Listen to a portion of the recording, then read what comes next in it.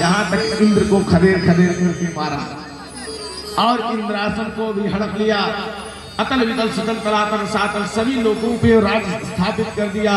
और वह 99 यज्ञ किया था, एक यज्ञ कर लेता तो संपूर्ण ब्रह्मांड को अपने कब्जे में रखता।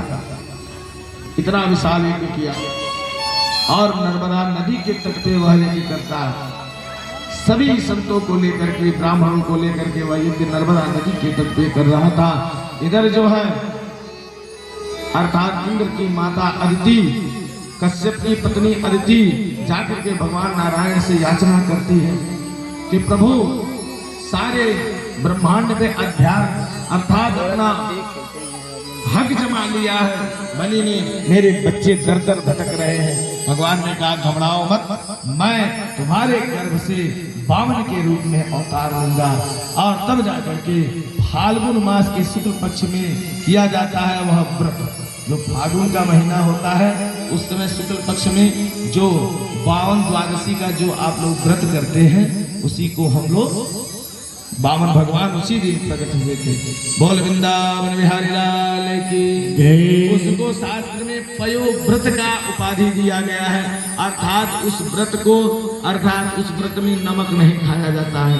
उस व्रत में दुग्ध पान करके लोग रहते हैं, इसीलिए सिंघाड़ा उघाड़ा ये सब खाते रहते हैं।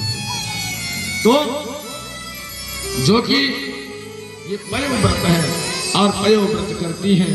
तम बटुको वामनः दृष्टा मोदमाना महर्षयः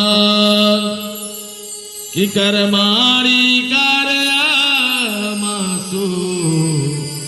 पुरस्कृत्या प्रजापति। 52 अंगुल के वामन भगवान का प्राकट्य होता है।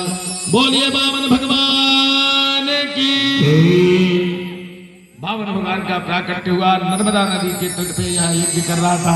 वामन भगवान जब वहां पहुंचे भिक्षा नहीं राजन, लेकिन किस प्रयोजन से आ पाए? हमारे वामन भगवान ने कहा राजन मुझे 2 पग भूमि चाहिए, 3 पग भूमि चाहिए। तो कहा 3 पग भूमि लेकर के क्या करेंगे? एक तो 52 अंगुल के आप हो, 3 पग कितना होगा?